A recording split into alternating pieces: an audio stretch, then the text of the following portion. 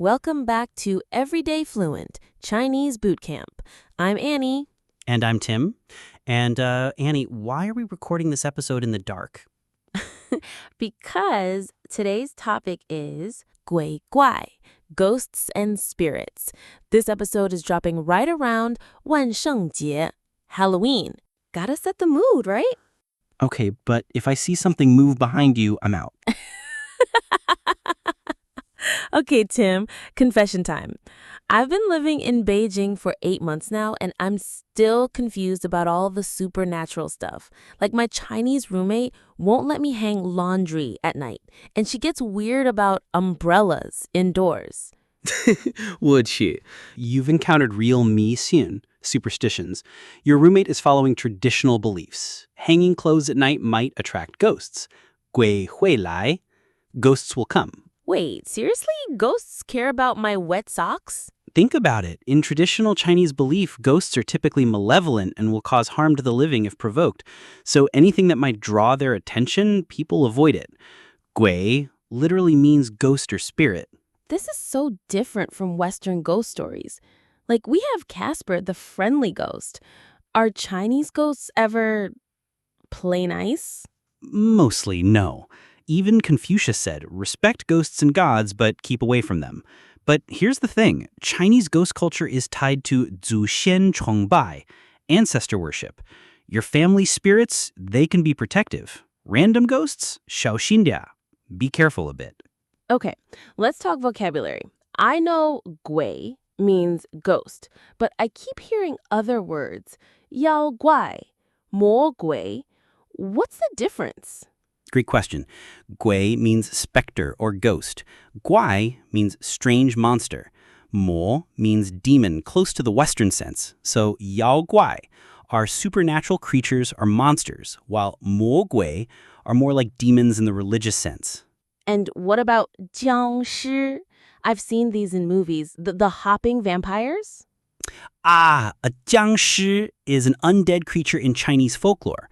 They're stiff, dressed in Qing dynasty robes and hopping instead of walking. Jiang means stiff. Shi means corpse. The hopping thing always cracked me up. Why don't they just walk normally? 尸体僵硬, rigor mortis. Their bodies are too stiff to bend, so they can only hop. It's actually pretty logical if you think about it from a folklore perspective. Speaking of folklore, what about the Hungry Ghost Festival? I heard about this but never really understood it. 中元节, or 鬼月, Ghost Festival is huge. According to Chinese folklore, the gates of hell are open during the 7th lunar month, and ghosts wander the earth. The Hungry Ghost Festival exists to appease them during this period. So it's like a whole month of Halloween? Kind of, but more respectful. People burn 纸钱, paper money, for their ancestors, leave food offerings, and follow specific taboos. What kind of taboos? Like the laundry thing? Oh, there are tons. Don't swim at night, as 水鬼, water ghost, spirits of drowned people, might pull you down. Don't pick up money on the street, could be ghost money. Don't call people's names at night, ghosts might answer instead. This is getting creepy, but also fascinating. What about protection? Like, if I want to avoid supernatural trouble, what do I do? The Chinese have discovered many traditional essentials that are sure to chase unwanted, creepy visitors away. Red things are powerful. hóngsè scares away evil spirits. That's why traditional weddings use so much red. Oh, I've heard that's because red is full of yāngshī, strong, vibrant energy, and ghosts are all 阴气, cold and dark, so the brightness of red basically drives them away, right? Exactly. People also believe that red is 吉利的, lucky or auspicious. Interesting. What else, though? Just red? Nope. Another one is biānpào, firecrackers. Oh, I've seen those at Lunar New Year. They're so loud. Yep, that's the point. The noise is supposed to chase away bad spirits. So basically, ghosts hate two things, red and noise. There are more, like 符咒, talismans or charms, and dàsuàn, garlic, just like in Western vampire stories. Wait, garlic works in Chinese supernatural beliefs too? That's amazing. Oh, and I heard something about jìngzi, mirrors. Yep, some people believe mirrors 可以反射邪恶, can reflect evil. 反射, reflect. 邪恶, evil. That's creepy. Imagine looking in a mirror and seeing something else behind you. Nope. Don't even say that while I'm sitting here in the dark. But seriously, the psychological aspect is interesting.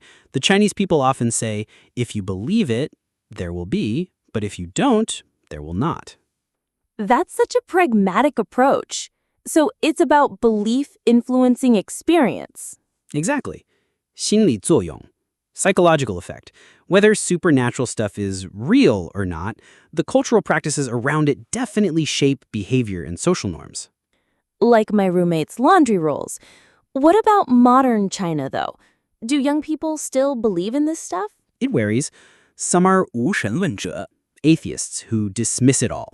Others follow traditions without necessarily believing, and some are genuinely 迷信, superstitious. I noticed even in modern buildings, there's often no fourth floor because 四 sounds like 死, death.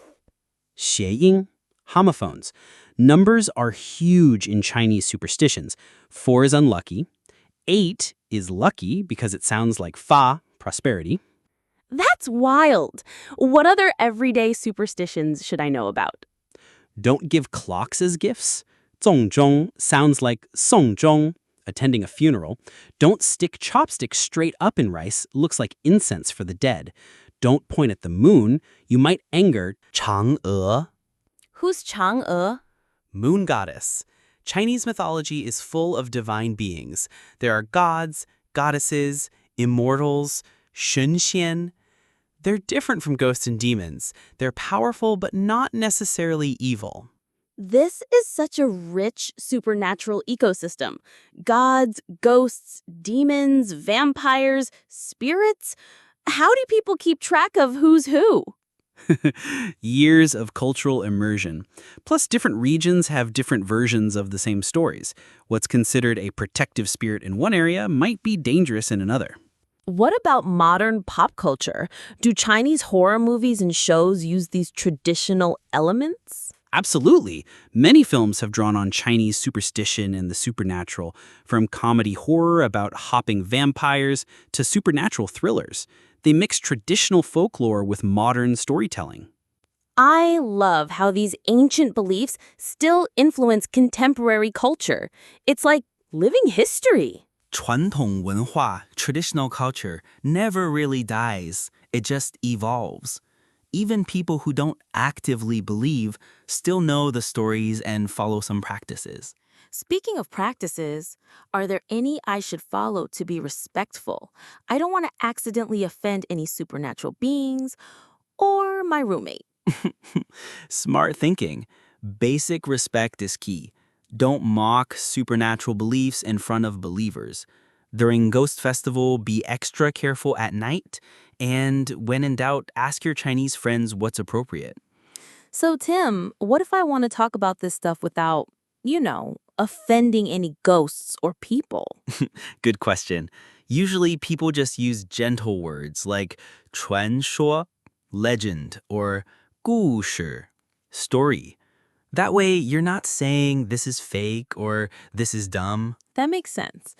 Cultural sensitivity is important.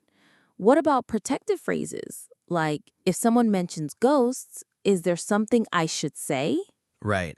And if someone talks about ghosts, you can even say 不要乱说, meaning don't say that carelessly. It's like a little protective phrase. Oh, like, shh, don't call the ghost over. Exactly. And there's a saying, 宁可信其有, better to believe they exist. Basically, better safe than sorry. I love that. Okay, one more. What if I want to ask someone politely, like if they believe in these things? Try, 你相信这些吗? Do you believe in these things? Or, 你家有什么传统吗? Does your family have any traditions? Perfect. Now I can navigate supernatural conversations without accidentally summoning anything or offending anyone. Don't worry. If a ghost does show up, you can just say 保平安, meaning keep safe. I'm writing that one down. Perfect Halloween survival phrase. Speaking of Halloween, 万圣节 is getting really popular in China too. It's like this fun mix of East and West. 中西结合. I love that. So whether you're out trick-or-treating or burning incense for your ancestors, it's all about understanding and respect. Exactly. 文化理解, cultural understanding. That's the real magic. Well, everyone, whether you're celebrating Halloween, Ghost Festival, or just trying to understand Chinese supernatural culture better, we hope this episode was helpful. 记住, remember, respect the beliefs, Learn the language and keep an open mind. 下次见. Thanks for listening to Everyday Fluent Chinese Bootcamp. Stay curious, stay respectful, and maybe keep your laundry inside after dark, just in case.